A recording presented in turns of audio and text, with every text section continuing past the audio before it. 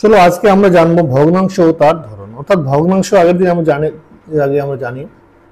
এখন ভগ্নাংশের মধ্যে কি কি আছে সেটাও জানি। তো যাক, এখন জানবো আমরা। দেখো এখানে কতগুলো নাম্বার দেওয়া আছে, সে নাম্বারগুলো একটু লক্ষ্য করো। এখানে নাম্বারগুলো দেখো, এখানে আছে দেখো 1/2, 5/2, 7, 3, 1 2 5, 2 1 3। এই যে দেখো সবগুলোর ধরনটা কিরকম। যাক, প্রথমে যেগুলো এই যে যেমন 7 3, এগুলো সম্বন্ধে তোমাদের ধারণা আছে। তাহলে এই যে 7 3 এগুলো হচ্ছে কি পূর্ণ সংখ্যা। এগুলো কি পূর্ণ সংখ্যা, অর্থাৎ এগুলো সম্বন্ধে জানো যেগুলো সংখ্যাটা আছে সম্পূর্ণ সংখ্যা বা অখণ্ড সংখ্যা বা পূর্ণ সংখ্যা। কি এগুলো হয়ে গেল পূর্ণ সংখ্যা। তারপরে দেখো এখানে যেগুলো জিনিস আছে এর মধ্যে দেখো একটা আছে 1 2, 5 2। এখানে দেখো 1 2 উপরেরটা ছোট নিচেরটা বড়। তো এই যে উপরেরটা যার ছোট নিচেরটা বড়, এটা হয়ে গেল একটা। তাহলে উপরেরটা যদি ছোট হয় নিচেরটা বড়, তাহলে উপরেরটা কি এই উপরের উপরে আমি বলছি, তাহলে উপরেরটা হয়ে গেল লব। ভগ্নাংশ যখন হয় এই সবগুলো, এই দুটো বাদ দিয়ে সবগুলো হলো ভগ্নাংশ। এই ভগ্নাংশ কি হয়, দুটো জিনিস হয়, একটা লব হয় একটা হর, তোমরা জানো। তাহলে যার লব ছোট হর বড় সেই ভগ্নাংশকে বলা হবে কি প্রকৃত ভগ্নাংশ। তাহলে এর উপরের অংশ ছোট নিচের অংশ বড়। তাহলে 1 2 এটাকে আমরা কি লিখবো, তাহলে লব ছোট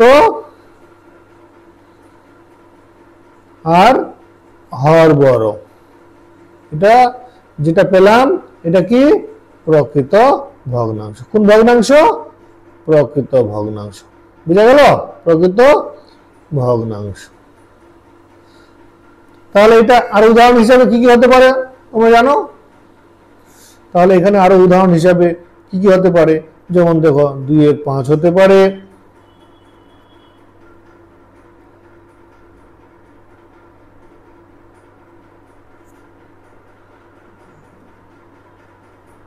হতে পারে 3 4 হতে পারে,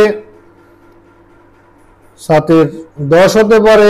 এই যে সবই হলো প্রকৃত ভগ্নাংশ। তাহলে এটা আমরা জানলাম। এবার দেখো এখানে 5 2, এটা বুঝতে পারছো তো, উপরেরটা বড় নিচেরটা ছোট, তার মানে লব। এটা লিখে নিলাম 5 2। তাহলে 5 2 এর উপরেরটা কি লব, লবটা কি বড়, আর নিচেরটা হর 2, তাহলে হর কি ছোট। তাহলে যে ভগ্নাংশের লব বড় হর ছোট সে একটা ভগ্নাংশকে বা সেই ভগ্নাংশ কি ভগ্নাংশ বলা হবে। এটা যখন লব ছোট হর বড় ওটা প্রকৃত, তার মানে এটা প্রকৃত না। তাহলে এটা হয়ে গেল অপ্রকৃত ভগ্নাংশ। কি অপ্রকৃত ভগ্নাংশ। এবার দেখো এই দুটো আমরা পেয়ে গেলাম। এবার আছে 1 2 5, 2 1 3। তাহলে এটা লিখে নিই। তাহলে 1 2 5, 3 যাক।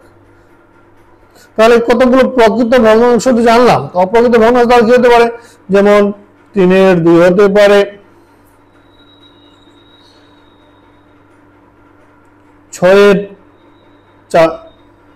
5 হতে পারে, এরকম। অর্থাৎ মোট কথা উপরেরটা বড় হবে নিচেরটা ছোট হবে। যে ভগ্নাংশ সেটা হলো অপ্রকৃত ভগ্নাংশ।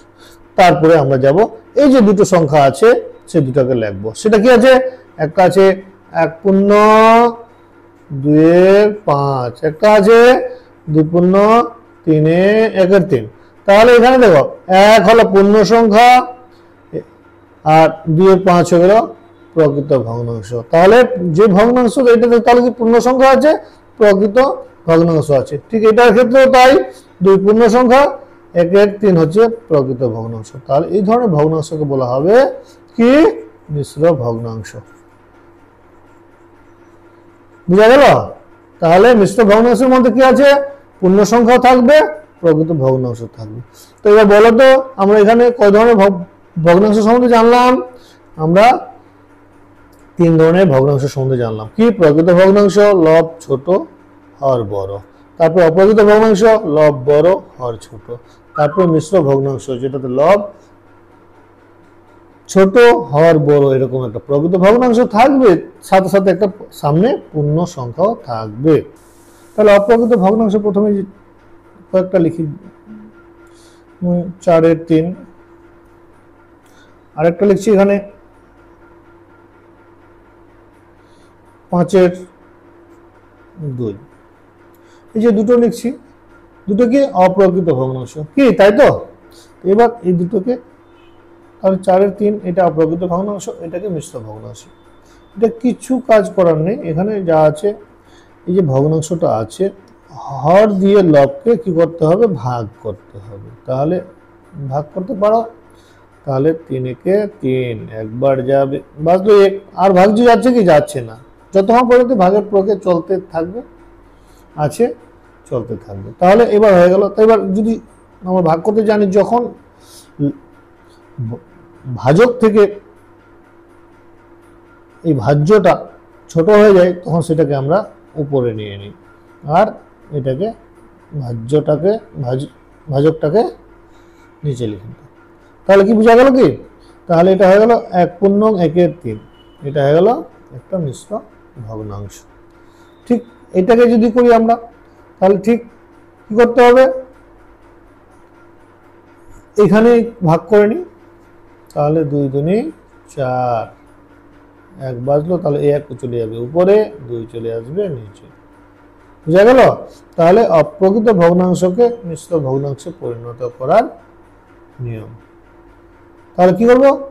লবকে হর দিয়ে ভাগ করব, যেটা ভাগশেষ থাকবে সেটা উপরে চলে যাবে, আর যেটা ভাজক আছে সেটা নিচে চলে আসবে। অর্থাৎ যেটা হয়ে গেল একটা প্রকৃত ভগ্নাংশ, যেটা যে তোমার ভাগ্যে ছিল সেটা একটা পূর্ণ সংখ্যা।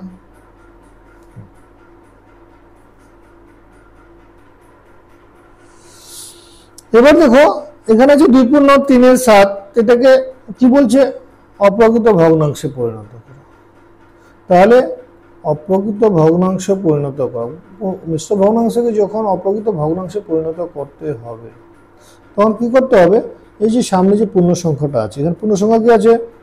2, এই 2কে আমরা কি করতে হবে? আমাদের 7 দিয়ে, অর্থাৎ হর দিয়ে গুণ করতে হবে। সাথে কি করতে হবে? এই যে উপরে যেটা আছে সেটাকে যোগ করে নিতে হবে।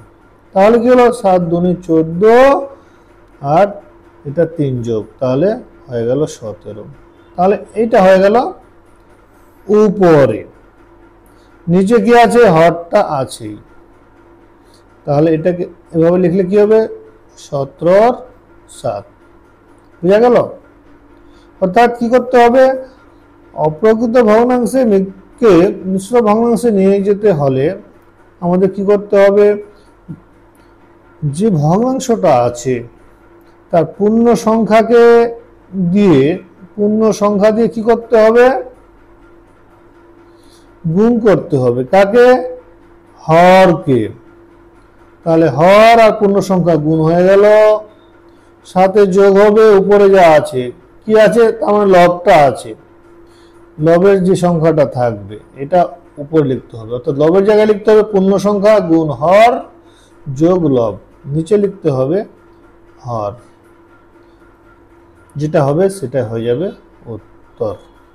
বুঝা গেল? তাহলে অপ্রকৃত ভগ্নাংশকে মিশ্র ভগ্নাংশে পরিণত করতে আমরা শিখেছি আমরা মিশ্র ভগ্নাংশ থেকে অপ্রকৃত ভগ্নাংশে যাওয়ার নিয়মও।